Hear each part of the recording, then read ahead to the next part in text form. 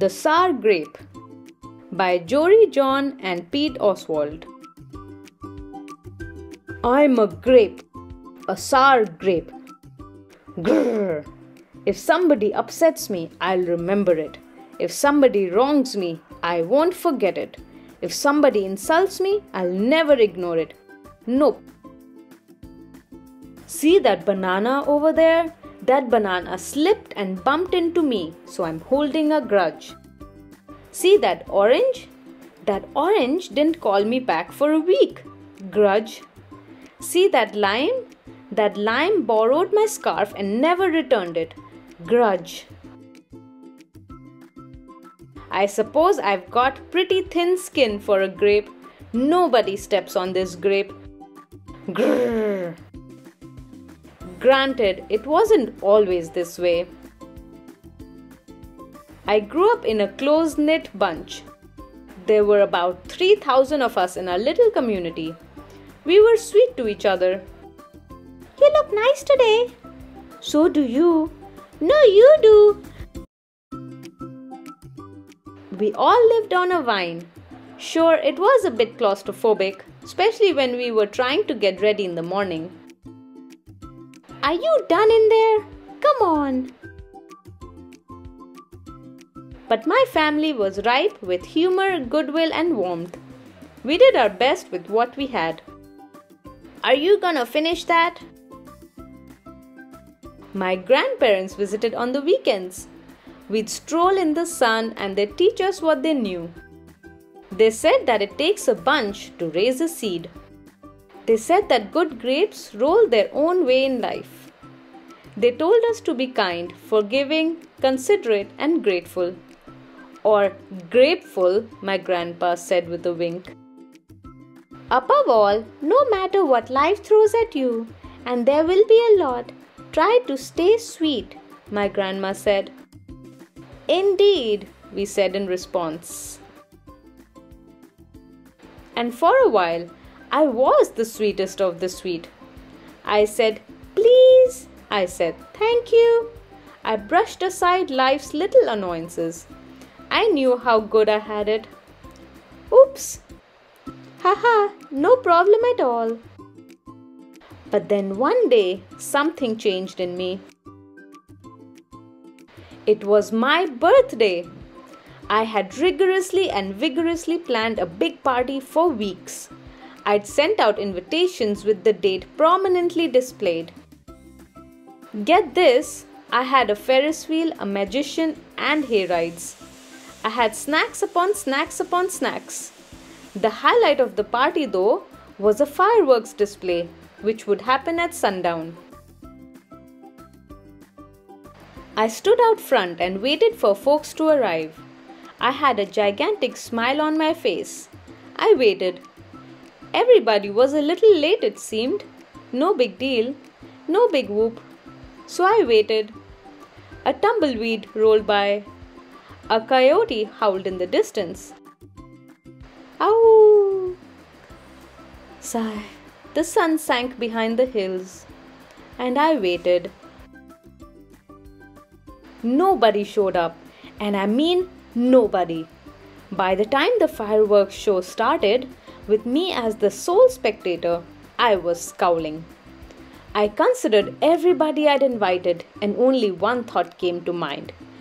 Grudge, grudge, grudge, grudge, grudge. Grudge, grudge, grudge, grudge.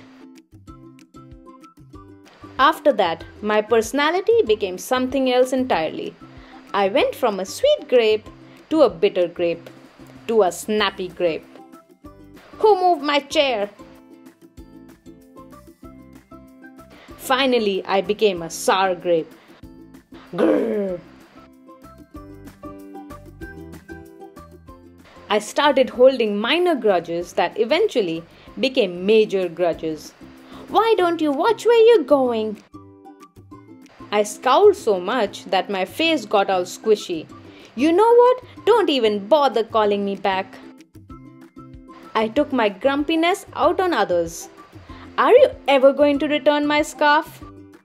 And that's just how it's been. Day after day, week after week, month after month, grudge after grudge. But something happened recently that changed my thinking.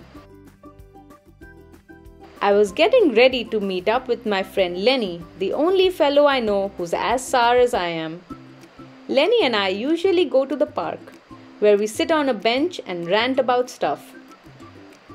But just as I was heading out the door, I bumped my knee. Oof! After I bandaged myself up, I discovered I had a flat tire. Ugh! Then I missed the bus and the next bus was late. What? Finally, I got off at the wrong stop. Sheesh! By the time I arrived at the park, it was getting dark. Lenny was fuming and furious with a frown and a furrowed forehead. His face looked all squishy.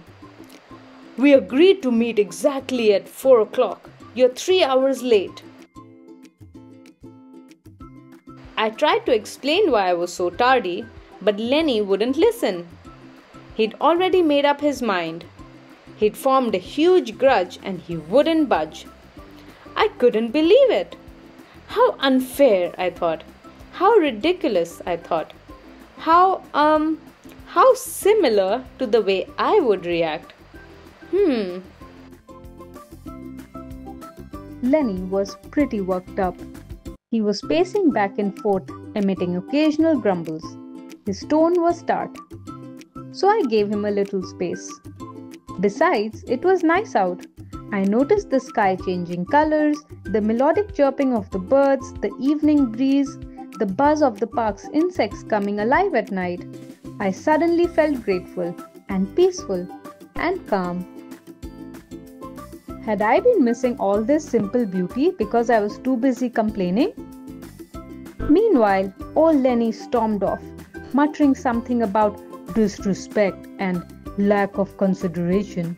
I'm pretty sure I heard him add a grrr too. And that was the exact moment I found the invitation I had sent out for my infamous birthday party. The one where nobody showed up. It said May 31st. But wait a minute here. My birthday was on May 21st. Alas, I told everyone to come on the wrong day. Gulp. It was all my fault. I realized nobody's perfect, not even me.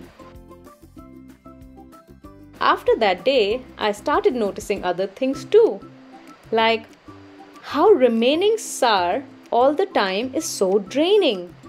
I'd wasted so much energy holding grudges when I could have easily cleared the air if I'd felt hurt. And yes, I still get upset from time to time, but that's okay.